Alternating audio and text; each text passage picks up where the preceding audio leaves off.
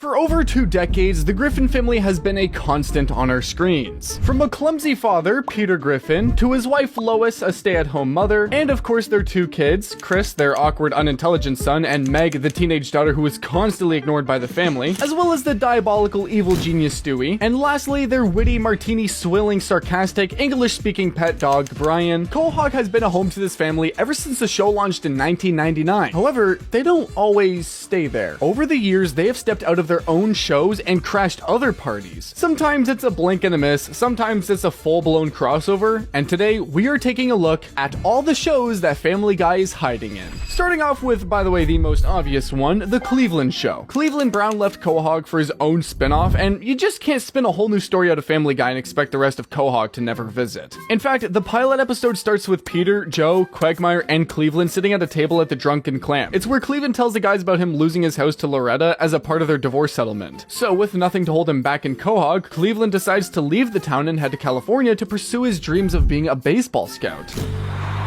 What the hell? He's getting his own show? And then, of course, there's Herbert the Pervert singing Silent Night in A Cleveland Brown Christmas to Cleveland and a bunch of neighborhood kids. Great. Well, I'm gonna... You sit back down. Round yon virgin.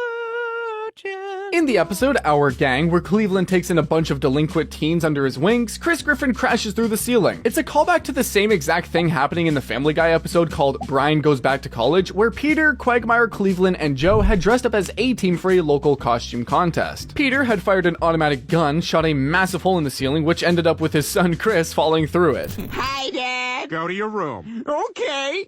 In Our Gang, it's Cleveland who shoots a hole through the ceiling of the Tubbs Brown house. Chris falls through it and says hi. Of course, Cleveland tells him to go back to Quahog, and he immediately runs out the front door. Now, when the camera pans across the crowd watching Cleveland live, we see Peter and Lois sitting in the audience. And it's actually not just the Family Guy characters that show up in the Cleveland show. It's things like stuffed Brian and Stewie toys being sold in a fair and ain't nothing but mutton busting. Or even a tape called Lois sunbathing on Cleveland's shelf in The Essence of Cleveland. Or Peter and Stewie as Pez dispensers that Robert Tubbs collects in Wheel Off Family. You see, instead of treating Cleveland Show as a completely separate series, Seth MacFarlane made use of the shared universe. Whether it was a blink and you miss cameo or like an outright crossover, the show kept us reminding that the Griffin family was never too far away. However, the Cleveland Show was not the only stop for the Griffin family. They also showed up in another one of MacFarlane's classics, American Dad. Although both shows are different, unlike Family Guy and Cleveland Show, but a shared creator meant cameos and crossovers were not completely off the table. I'm Stan Smith. Please come in.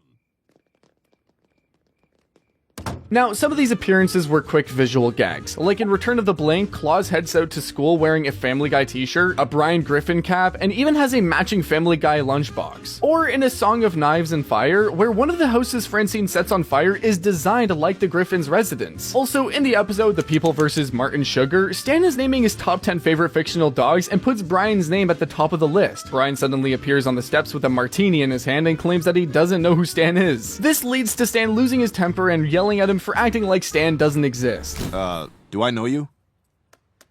Stop pretending I don't exist! American Dad also found some creative ways to slip Family Guy into the background. In The Worst Stan, after Steve suggests that Roger go to Miami to show off his shorts, the scene cuts to Stewie and Brian getting off a plane that landed in Miami before revealing that the entire scene was from a DVD Steve and Roger were watching. And now, phase 3, to enroll at Florida State University. How did a baby and a dog get on a flight to Miami? But the biggest crossover came in the episode Hurricane. A violent storm tears through Stoolbend, Quahog, and Langley Falls across the episodes of The Cleveland Show, Family Guy, and American Dad. Once the storm finally clears, Cleveland, Peter, and Stan face each other in a dramatic 3-way standoff, uniting Steph MacFarlane's 3 animated sitcoms in a single scene. Looter! Self-defense! A black and a white talking as if it's normal! Peter, what are you doing? You know me. Everybody shut up and let me think! Just let me think!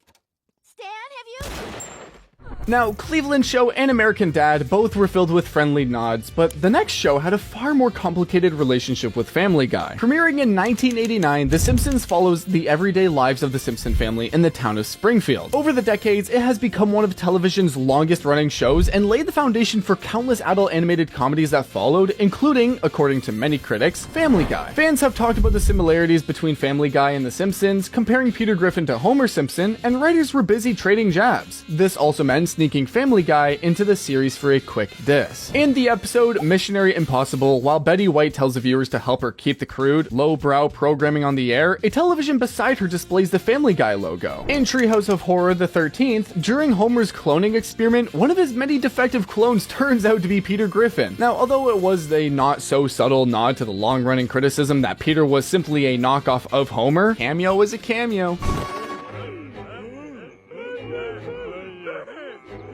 And we also saw Peter once again in the episode The Italian Bob. While trying to identify Slideshow Bob, the Italian police looked through a book of criminals and there was a picture of Peter Griffin labeled as plagiarismo. But over the years, the rivalry mellowed down, and in Homerland, the end credits had the Griffins alongside other Fox families like the Smiths, Browns, and Belchers. And what if I told you that The Simpsons was not the only Matt Groening series where Family Guy popped up? Because this time, it was Futurama, a sci-fi show which follows Fry, an unlucky pizza delivery boy who accidentally froze himself for 1,000 years before waking up in the year 3000. He is accompanied by the one-eyed Captain Leela, the alcoholic robot Bender, and a cast of equally bizarre characters as they go on to intergalactic adventures filled with sci-fi, absurd humor, and surprisingly heartfelt moments. And in the episode Bender's Big Score, in which alien invaders force Bender to travel back in time and steal great treasures, Fry is actually seen in a calendar that contains a picture of Family Guy offering 12 laughs per year.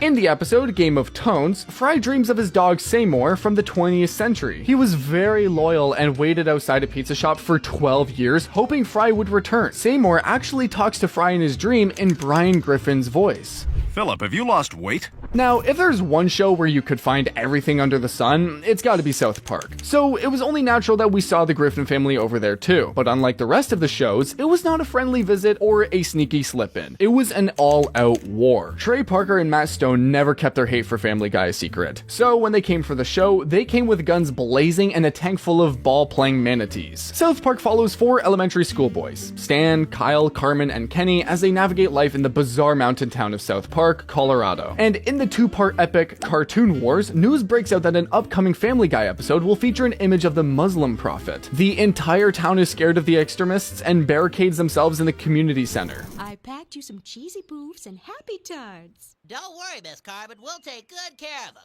I brought my old war buddy Ned to keep things safe. Now, Stan and Kyle are all for freedom of speech, but Carmen is unusually sympathetic to Muslim people, calling the Family Guy's action an insult to Islam. Because they made fun of Muslims, and that's wrong. He decides to go to Hollywood and get the episode pulled off air, and he is joined by Kyle, who had a nuclear nightmare about his brother getting killed. Along the way, Carmen tells Kyle he is not just gonna get one episode off air. He is trying to get the entire show canceled. His reason has nothing to do with Muslims, though. People compare his humor with Family Guy, and he's just had too much of it. And in just a few weeks from now, Family Guy will be off the air forever.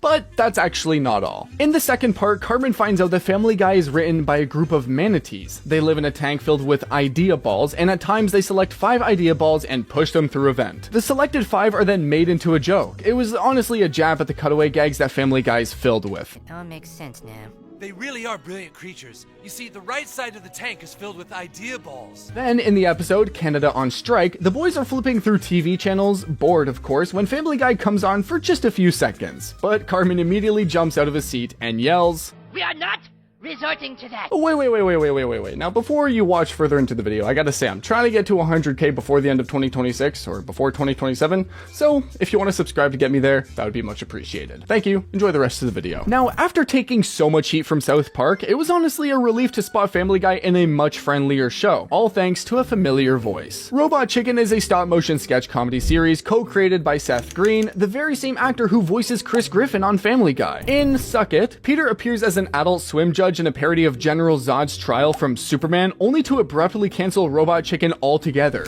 Guilty! Guilty. Oh, you're so friggin' guilty.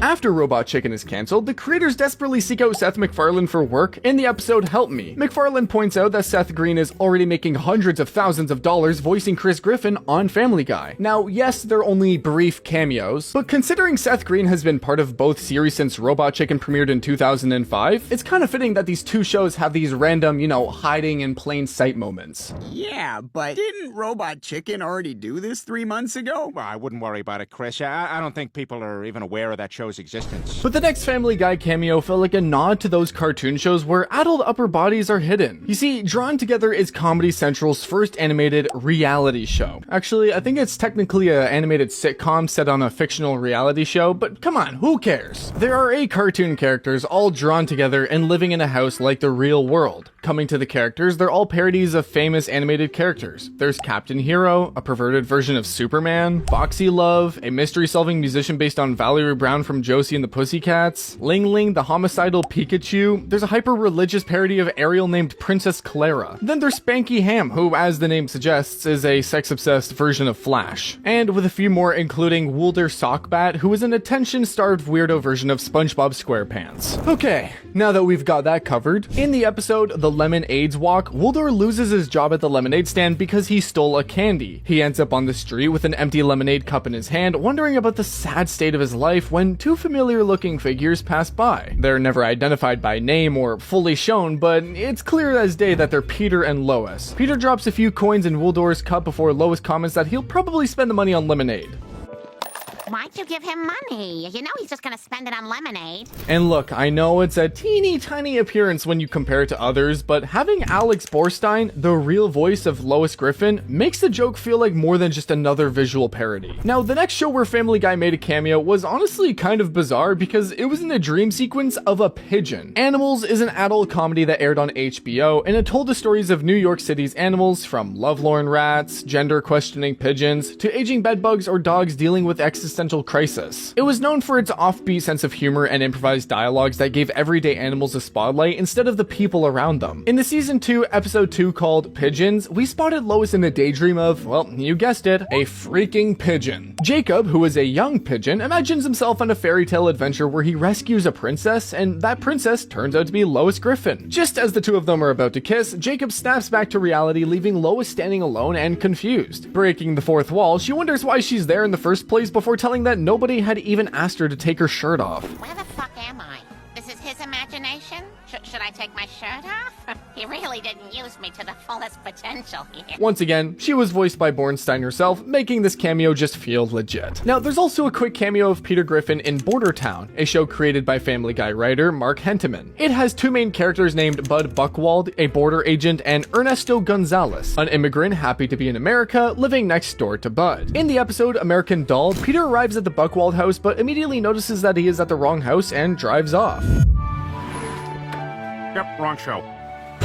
And I mean, it wasn't a big deal because, well, Seth MacFarlane is literally the executive producer of that show. Now, up until now, we've only been looking at Family Guy appearances in other animated shows. But the Griffins didn't just pop up in cartoons. They showed up in one of the most surprising shows on the list, a live-action crime drama named Bones. Bones is a show based on forensic anthropology and forensic archaeology, where FBI agent Celie Booth brings human remains to forensic anthropologist Dr. Temperance Bones Brennan for analysis. From this description, you'd think that this would be the last place where any Griffin would end up, right? Well, ladies and gentlemen, you are wrong. Because in the season 4 episode 24, The Critic and the Cabernet, Brennan decides to have a baby and wants Booth to be the father. But Booth begins to doubt himself, and out of nowhere, he starts having these hallucinations where Stewie Griffin tries to convince him not to go through with it. Stewie, being Stewie, albeit an imaginary one, is sarcastic as he veers Booth away from becoming a father. And it is later revealed that these hallucinations were because of Booth's undetected brain tumor. After the tumor is removed, Booth ends up with amnesia, and all traces of Stewie Griffin and Family Guy are scrubbled clean from Bones. But unlike most shows on this list, this wasn't just a quick cameo or background Easter egg or a jab. Stewie actively interacted with Booth throughout the episode, commenting on Booth's decisions and driving much of the story's comedy.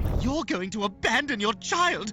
Oh, night's deepest gloom washes over my tiny frame. No, I can't walk away. I never said that, okay? Do you understand? I can't walk away. And Seth MacFarlane had personally written all of Stewie's dialogue and voiced him, making this one of the few times a Family Guy character crossed into a live-action series while remaining completely true to the original portrayal. But Family Guy's live-action appearance did not just end there. I sort of think my name is Earl.